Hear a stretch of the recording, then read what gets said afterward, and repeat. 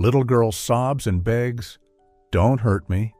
Suddenly, her millionaire father comes home and shouts. Inside the vast mansion on the outskirts of New York, a heavy silence lingered. The ticking of the grandfather clock echoed down the wide corridor, blending with the faint sound of dripping water from the old roof, creating a strange rhythm within the suffocating stillness. On the cold stone floor, Sophie, a fragile 7-year-old girl with tangled hair and a soaked dress, struggled to hold a mop twice the weight of her small body. Drops streaked down her cheeks, whether tears or sweat was impossible to tell. Her tiny hands trembled as she desperately tried to wipe away the streaks of water spreading across the marble floor. Standing behind her was Isabella, Sophie's stepmother. Dressed in an elegant gown, her beauty was sharp and icy, her voice cutting like a blade. "Useless! You can't even manage to clean a simple floor. This house has no place for laziness like yours." Sophie lifted her teary eyes, pleading softly. "Please, let me try again. I'll do better.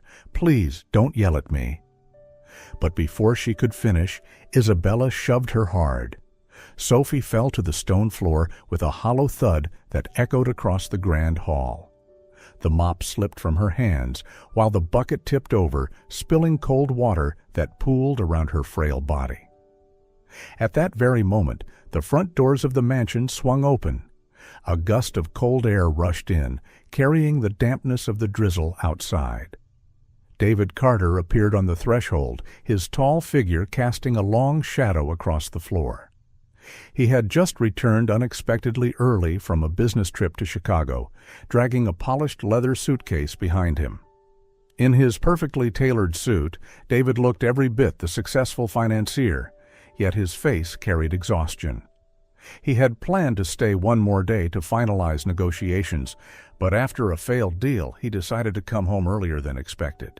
Deep inside, only one thought warmed him: to see his daughter Sophie again, picturing her in the library, curled up with a thick book, gazing out the window, the way she used to when Rachel, his late wife, was still alive. But the sight before him froze his blood. Sophie lay sprawled across the wet marble, her hair disheveled, her dress drenched. Her tiny hand still clutched the mop, as if clinging to the last fragment of dignity. Isabella towered above her, fury still flickering in her eyes. The suitcase slipped from David's hand, slamming onto the stone floor with a resonant thud that reverberated through the house.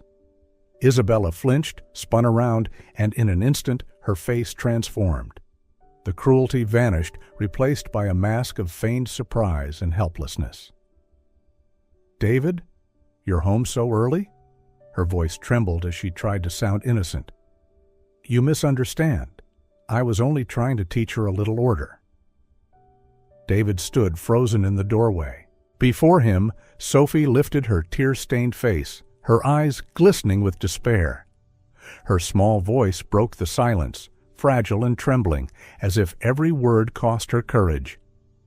"Daddy, I'm your daughter. Please, don't let her yell at me anymore." The air thickened with unbearable tension. The wind still swept through the open doors, but it could not chase away the chill creeping into David's chest. He looked at Isabella, then back at his daughter, his mind tangled in turmoil. Every second that passed, his heart felt more tightly squeezed. Isabella quickly moved toward Sophie, bending down, pretending to fix the child's disheveled hair. "She's just a little clumsy, David." Her voice was soft, but her eyes flickered with unease. "You know I only want to teach her to be tidy. A child needs discipline, doesn't she?" David didn't answer right away.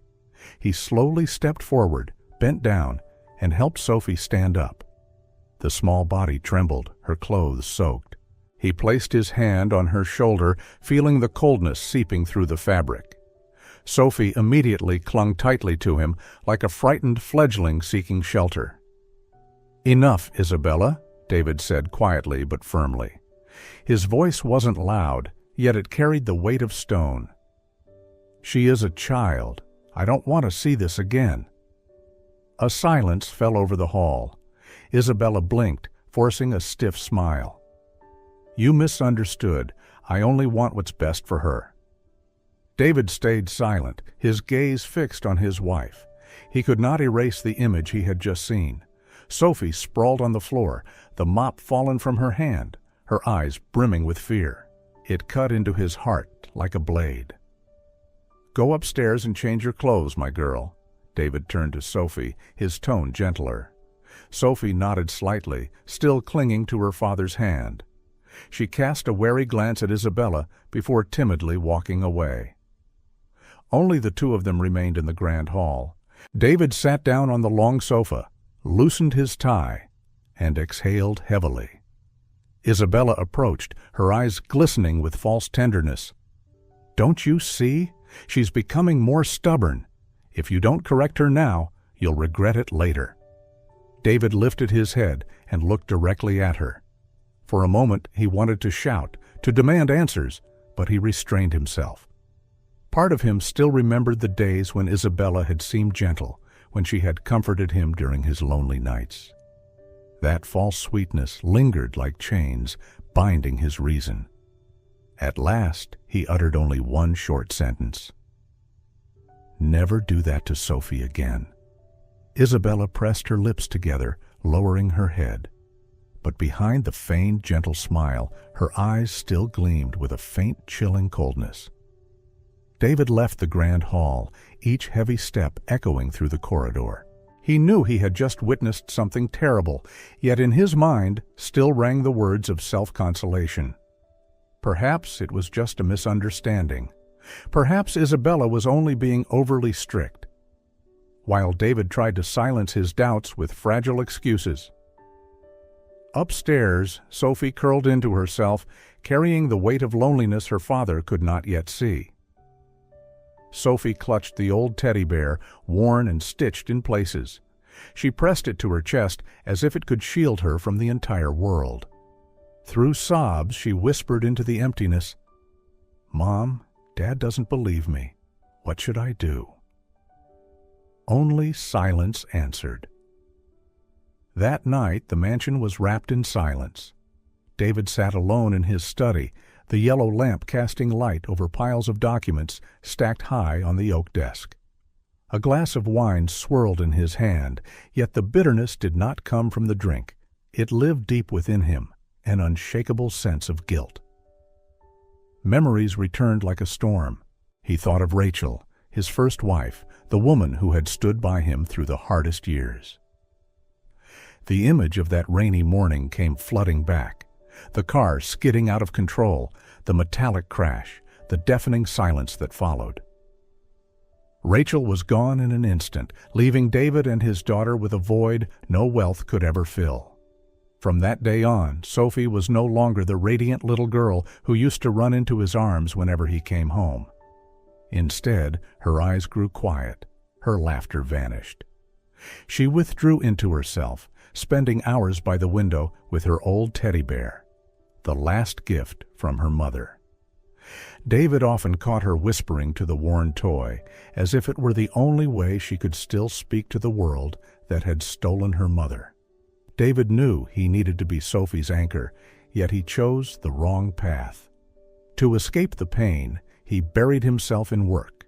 Financial deals, high-stakes negotiations, contracts worth millions, all became temporary bandages over an open wound. He told himself success would make up for their loss, that wealth and prestige could give Sophie the life she deserved. But deep down, he knew. What she needed most was love. When he met Isabella, David thought he had found a solution. She appeared with gentle manners, a soft voice, and carefully crafted gestures of care. In the emptiness of his evenings, David found it easy to believe in her presence. He convinced himself that bringing another woman into the home could restore warmth, could patch the void Rachel had left behind. But time revealed the opposite. Sophie grew even more distant. She hardly spoke to her father anymore, no longer smiled when he came home. Her eyes brimmed with fear whenever Isabella was near. Yet David, exhausted and unwilling to face the truth, forced himself to believe it was only the struggle of adjustment. He remembered the first time Sophie called Isabella Mom, her voice barely audible. Even though the word had not come from love, but from pressure, David clung to it as an excuse to believe his family was healing. But deep inside, he knew Sophie was closing her heart, shutting him out. There were nights when David stood outside his daughter's room, hearing muffled sobs from within. He raised his hand to knock, but always lowered it again, too uncertain, too cowardly to step inside. That hesitation became an invisible blade, cutting Sophie further away from him with each passing day. In the darkness of his study, David exhaled, his hand gripping the glass so tightly his knuckles turned pale. His gaze fell on a photo frame on the desk, the family portrait taken that autumn when Rachel was alive, when Sophie still smiled brightly under the fiery red maple trees. "I failed you," David whispered. "I couldn't protect you. And now I'm losing our daughter too." The wind howled against the window pane. Outside, the city still glittered with lights, but inside David's heart, shadows only grew heavier. In the days following the incident in the Grand Hall, the mansion seemed to return to its usual calm. Yet beneath that fragile calm, an invisible storm was brewing, one that Sophie felt with every step in the corridors. A few weeks later, Isabella brought home a boy of about 9. She introduced him to David with a voice full of softness. "This is Ethan, my cousin's son. His family is struggling. Would you allow me to take him in for a while?" David was surprised, but not suspicious. To him, Isabella's gesture of kindness only made her seem more trustworthy. He simply shrugged, believing that helping a child in need was harmless. Sophie, however, felt differently. From the moment Ethan stepped into the house, unease washed over her. His eyes glinted with sharpness, his stare filled with challenge, not at all like a boy in need of protection. When David turned away, Sophie quietly stepped back, clutching her old teddy bear tight against her chest. At first, Ethan behaved politely in front of the adults. He called David uncle, addressed Isabella as aunt, and wore a sweet smile whenever anyone looked. But when left alone with Sophie, his true nature emerged. One afternoon in the upstairs hallway, Sophie sat reading. Ethan strode up and snatched the book from her hands. "What's this? A fairy tale?" he sneered. "For babies. Doesn't suit a stupid girl like you." Sophie lowered her head and whispered, "Please, give it back." Instead, Ethan tossed the book to the ground and reached for the teddy bear. Sophie gasped and clutched it tightly. "No, give it back. It was my mother's gift." "This filthy thing?" Ethan smirked. "It belongs in the trash." He shoved Sophie to the floor, lifting the bear high. But when Sophie broke into sobs, Ethan caught sight of Isabella at the end of the hall. Instantly, he shoved the bear back into Sophie's arms and pretended to comfort her. "Come on, don't cry. I was only joking." Isabella gave a faint nod, a cold smile flickering on her lips, then turned away as though she had seen nothing. From that day forward, Sophie's dark days began. Ethan tormented her whenever adults weren't around, pulling her hair, shoving her, mocking her words. Sophie dared not speak up, for every time she looked into Isabella's eyes, she knew. If she told her father, things would only get worse. David sometimes noticed his daughter's unusual silence. He asked, but Sophie only shook her head with a weak smile. He assumed she was merely struggling to adjust to having another child in the house. Isabella, on the other hand, doted on Ethan, fussing over him at dinner, placing food on his plate with motherly affection. Once, when David remarked, "You're very kind to help your cousin's boy," Isabella simply smiled and avoided his gaze. Across the table, Sophie clenched her spoon so tightly her fingers turned white, but no one noticed. One night, as David walked past the hall, he heard Sophie's muffled crying through her door. He stopped, listening, his chest aching. He raised his hand to knock, but lowered it again, afraid of intruding. He walked away, never realizing that his silence was the very thing convincing Sophie her father would never take her side. Inside the dim little room, Sophie whispered into her teddy bear, "Mom, I don't know what to do. Even if I tell Dad, he won't believe me." Outside, only the night remained, the sole witness to the sobs of a 7-year-old girl trapped between a cruel stepmother, a vicious boy, and a father too blind to see. Winter cast its icy veil over New York City. Inside the Carter mansion, the atmosphere grew heavier by the day. Dinner stretched in silence, broken only by the faint clink of cutlery against porcelain and the evasive glances passed across the table. Henry Carter, David's father, lived in a modest room on the first floor. Though in his 70s, he still carried a stern presence. His aged eyes, sharpened by decades of hardship, easily saw what his son stubbornly ignored. One evening, Henry set down his knife, his gaze piercing into David. "Can't you see? Sophie is changing. She no longer smiles. She's afraid inside her own home. David, if you don't protect her, you'll lose her." David looked up, then lowered his eyes to his glass of wine. His father's words cut deep, like a blade to the heart. He wanted to deny it, but in truth he could not. Meanwhile, Sophie endured her lonely days in silence. One afternoon, while passing the hallway, she heard hushed voices in the parlor. Curious, she pressed herself against the half-closed door. Isabella sat beside Ethan, her voice sharp and cold. "Remember this, when others are around, you call me Aunt. You must never slip. Do you understand?" Ethan nodded quickly, his eyes glinting with complicity. Sophie's heart clenched. That whisper cut her like a knife, laying bare a dreadful truth. Ethan was no distant relative. He was Isabella's own son. She stumbled back, trembling, clutching her teddy bear. Her world collapsed around her. Not only was she despised, she was being replaced. In the house that should have been hers, she had become the unwanted outsider. Meanwhile, David began to notice strange details. He saw Sophie flinch whenever Isabella touched her shoulder, caught the hostile glare in Ethan's eyes when he thought no one was watching.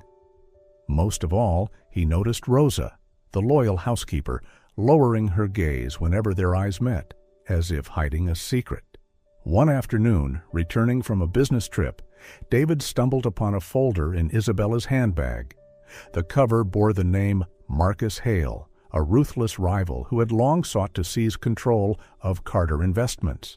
A chill ran down David's spine. Why would Isabella have documents linked to Marcus Hale? Suspicion gnawed at him until it demanded action. One evening, David quietly followed Isabella when she claimed she had errands. From his black car parked across the street, he watched her enter a luxurious cafe downtown. There, Marcus Hale was already waiting. David turned on the recorder on his phone, his hand gripping the steering wheel tightly. The conversation froze his blood. Isabella's voice was cold, stripped of its sweet disguise. "As soon as Sophie disappears, David will be completely in my hands." Marcus smirked, raising his cup. "And then Carter Investments will be ours for the taking." David felt his world collapse. Each word pierced him like a blade. The woman he had trusted, the one he had let into his home and his daughter's life, was plotting to destroy everything. In that moment, David understood. The fear in Sophie's eyes had never been without reason. That night, David stepped into his daughter's room and found the pillow soaked with tears. He sat down, gently stroking her hair. "My girl, I will find out the truth. I promise." In her sleep, Sophie clutched the teddy bear tightly and let out a faint sigh. On a spring evening, the grand ballroom of a luxury hotel in downtown New York glittered beneath crystal chandeliers. Red carpets stretched across the floor, a string ensemble played soft melodies, and hundreds of elegantly dressed guests streamed in. It was the 20th anniversary of Carter Investments, the company David had built with his own hands. He wanted the evening to stand as proof of his success and reputation.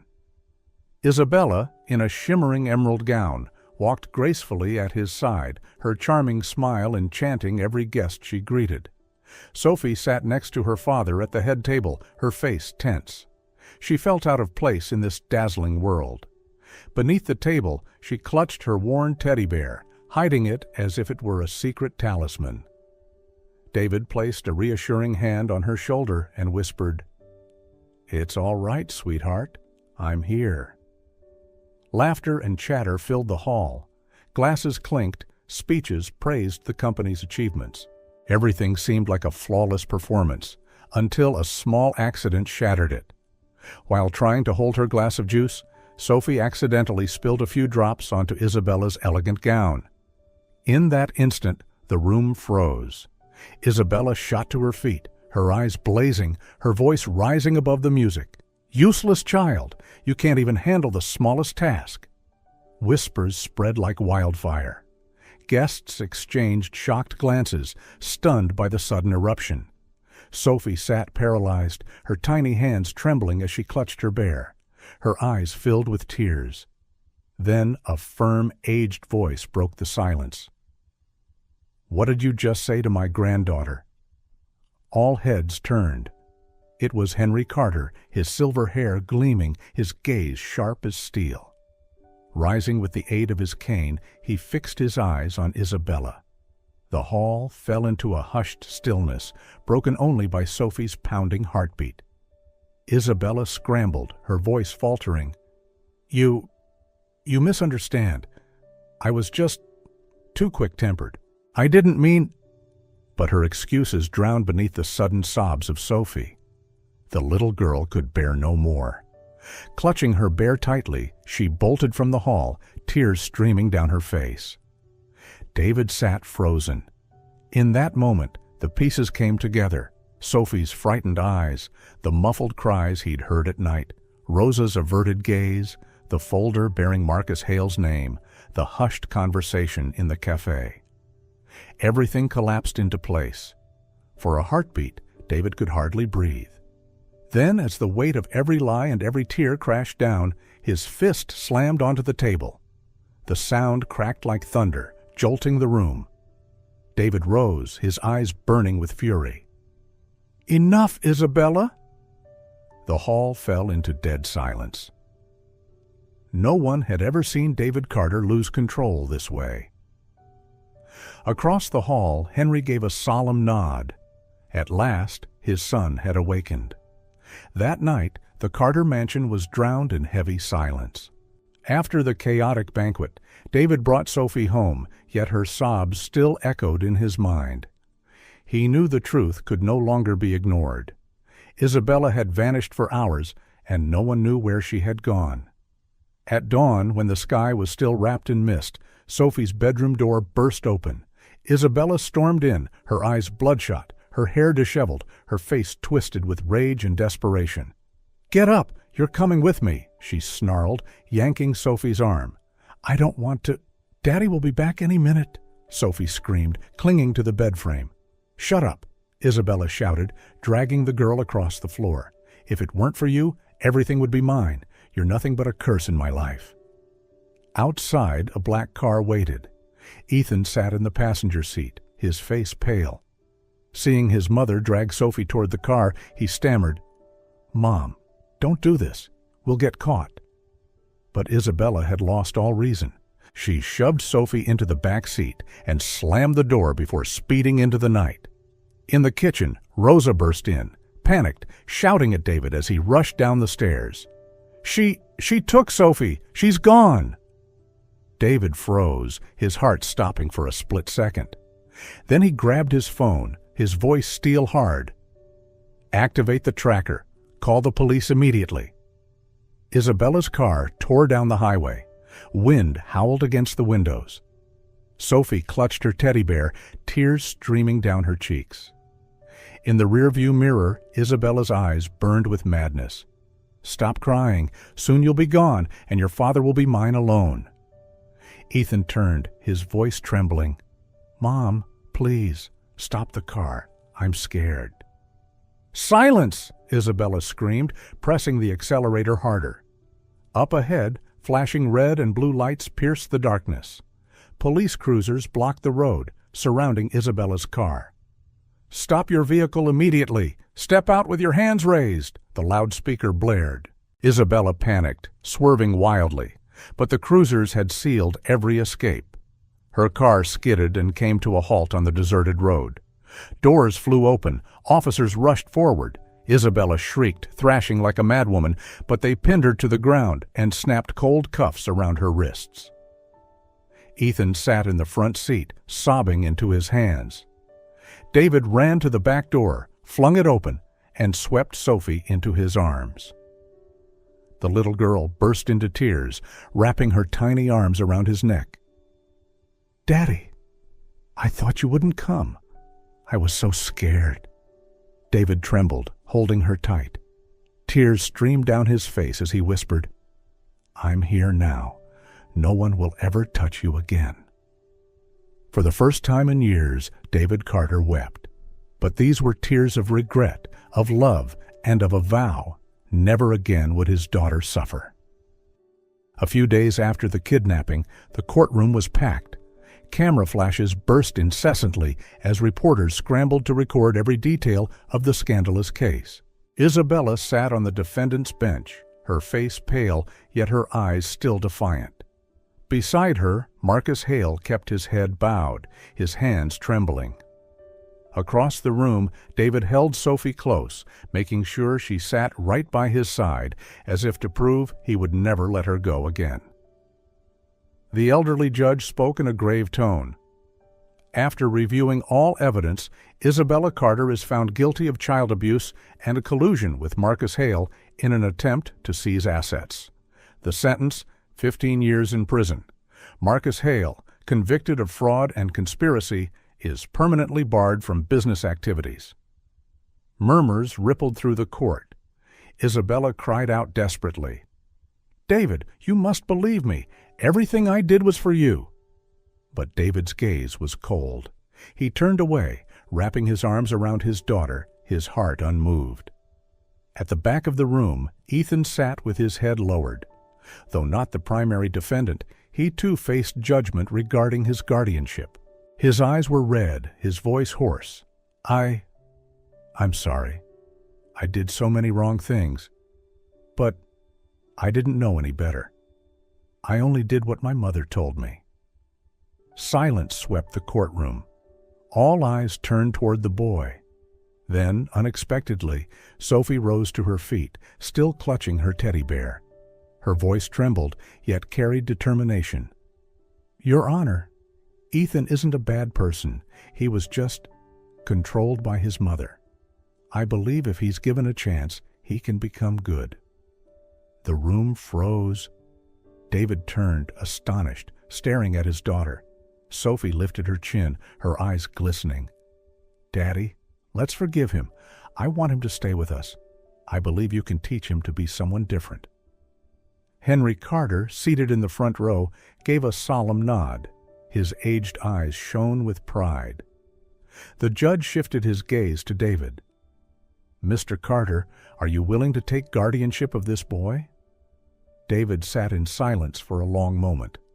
Within him, memories of betrayal and pain still burned. Yet when he looked into Sophie's eyes, so pure, so forgiving, he realized she had found the strength to overcome her fear and to forgive. At last, he nodded. "Yes, I will take guardianship of Ethan. I trust my daughter's heart." Another wave of murmurs filled the courtroom. Ethan lifted his head, tears spilling down his cheeks. He whispered softly, "Uncle David, Sophie, thank you." In that moment, the weight on David's shoulders eased. He squeezed his daughter's hand, silently marveling at her strength. Sophie had shown him the true meaning of love and forgiveness. After the trial, the Carter mansion seemed to breathe anew.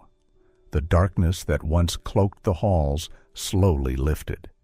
But the revival did not happen overnight. It grew through small gestures, daily routines, and quiet moments of connection. David began to change. He no longer buried himself in work late into the night, no longer let his phone buzz endlessly during dinner. Instead, he sat at the table with his children, listening to Sophie's little stories about school and the books she loved. Each morning, he held Sophie's hand, and Ethan's too, walking them to the car and driving them to school himself. At times, David felt awkward in this new role. He wasn't used to asking questions or noticing the tiniest details. Yet each time he saw Sophie smile, he knew he was on the right path. Sophie, after months of fear, began to smile more often. She still clutched her teddy bear when she went to sleep, but her voice regained its brightness. And when she noticed Ethan sitting alone in the corner, she would often approach, hand outstretched. "Do you want to play with me?" At first, Ethan hesitated. Kindness felt unfamiliar after years under his mother's shadow. But little by little, he opened up. For the first time, David saw the two children sitting together on the rug, building a castle out of colorful blocks. Sophie giggled when Ethan clumsily placed the last piece, causing the tower to collapse.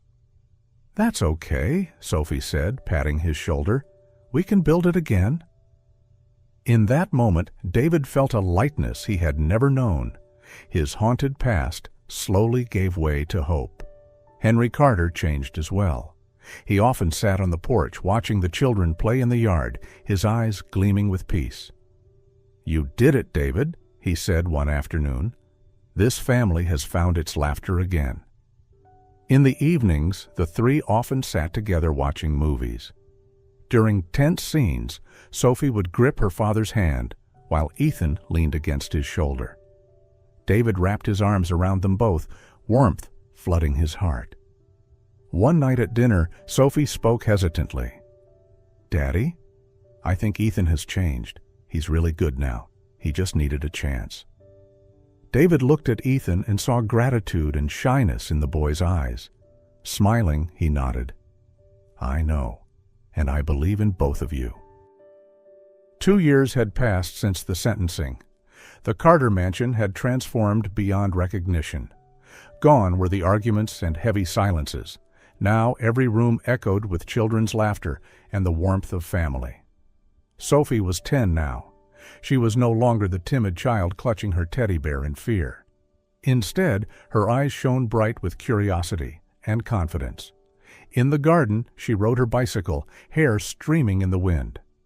"Daddy, today I'm riding without the training wheels," she shouted, her voice brimming with excitement.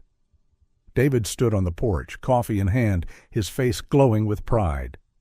"All right, but I'll run beside you. If you fall, I'll catch you." "I'm not little anymore," Sophie pouted, but her smile sparkled. Ethan, now a teenager, stood nearby cheering. "Go on, you've got this."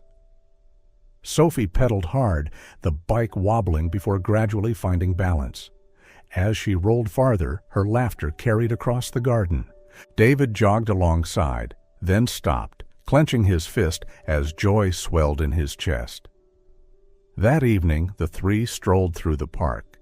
Passing a small ice cream stand, David stopped and bought 3 cones, vanilla for himself, chocolate for Sophie, and strawberry for Ethan. Sitting together on a bench, the three laughed between bites. Then Sophie tilted her head, her voice unusually serious. "Daddy, when I grow up and go away to study, will you be sad?" David paused, then smiled gently. "I'll miss you, but I won't be sad. I'll be proud, because my daughter will be strong and happy, and I'll always be with you, even if you're far away."